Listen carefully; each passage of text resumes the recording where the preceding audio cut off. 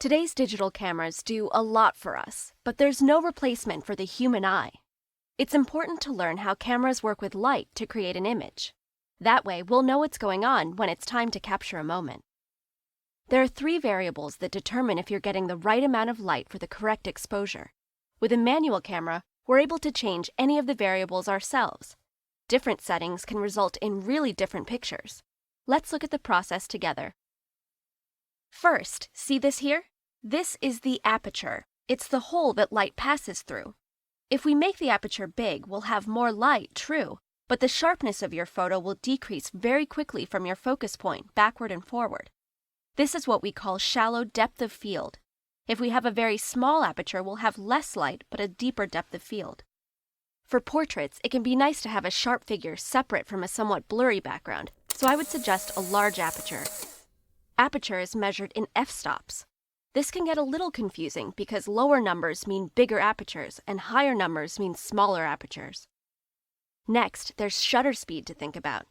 The shutter acts like a curtain that covers the sensor, and it only opens when you release the shutter button. If we want less light, we open the shutter for a shorter time. If we want more light, we open it for a longer time, but we run the risk of getting a motion-blurred picture.